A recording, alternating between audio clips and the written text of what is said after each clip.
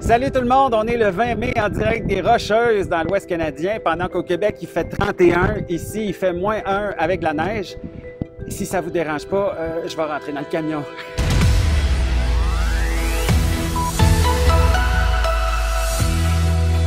Bienvenue dans mon camion.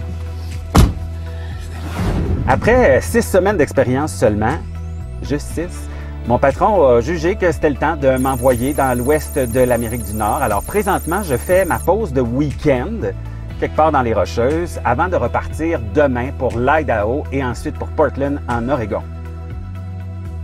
Mais pourquoi est-ce que je fais une pause? Ben, c'est pas parce que je suis paresseux, c'est que la loi m'oblige, moi et tous les camionneurs, je suis pas si spécial que ça. Après 70 heures de travail de conduite, on est obligé de s'arrêter pendant au moins 36 heures. C'est un beau voyage jusqu'à maintenant. Je suis parti de Montréal samedi dernier. J'ai traversé une partie du Québec, le nord de l'Ontario. J'ai vécu dans le nord de l'Ontario, mais j'avais oublié que c'était si vaste. On va dire ça comme ça.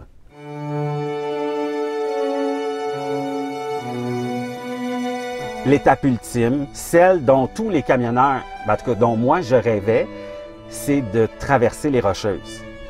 Et là, tu arrives, il y a des prairies, puis tu vois le mur. Ça, c'est ce que je dois traverser dans les prochaines heures. En plus de ça, Environnement Canada a émis à la dernière minute un avertissement de neige. De neige! On est le 20 mai, il fait 31 au Québec. Alors, j'ai pas eu le choix, j'ai dit je vais me stationner juste au début des Rocheuses et c'est de là où je vous parle en ce moment parce que dehors, comme vous l'avez vu tantôt, c'est pas joli.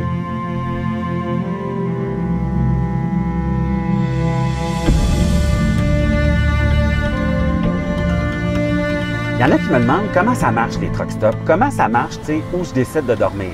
Excellente question. Au Canada, on fait dur, on fait vraiment dur, puis j'inclus le Québec puis l'Ontario là-dedans. Les maritimes, c'est d'autres choses. Quand j'ai commencé il y a quelques semaines, mon patron m'a envoyé à Fredericton, à Halifax, et là, les truck stops sont d'une beauté extraordinaire. Il y a des salons pour les camionneurs. Les douches qu'on nous permet d'utiliser sont vraiment bien aussi. Le personnel est super gentil. Aux États-Unis, c'est d'autres choses. Alors, la première chose à faire, c'est d'arriver, puis là, de faire comme si t'étais bien cool avec ça. Mais tu sais, il y a 250 places de camion.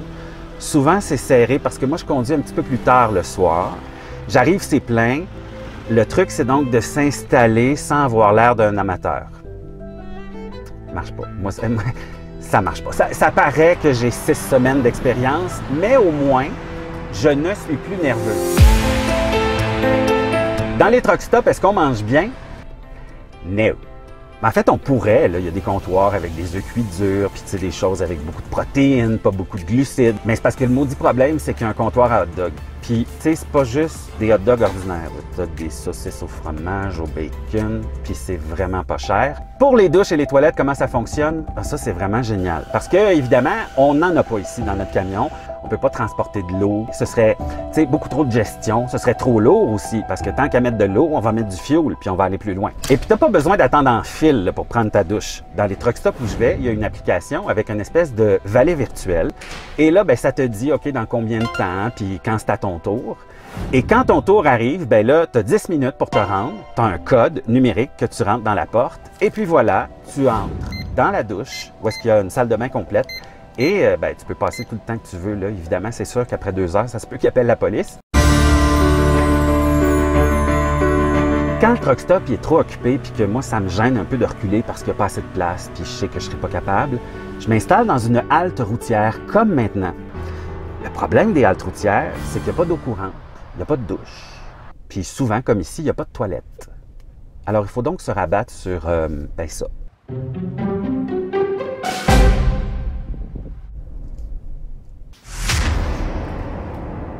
Au moins, ça sent pas mauvais.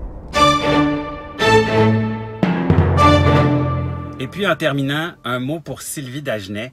Ça a été une des auditrices les plus fidèles pendant toutes les années où j'ai été animateur de radio. Et je lui ai fait une promesse. Elle m'avait demandé pour elle une petite faveur le jour où je deviendrais camionneur. Alors, Sylvie, juste pour toi. C'est fait, Sylvie!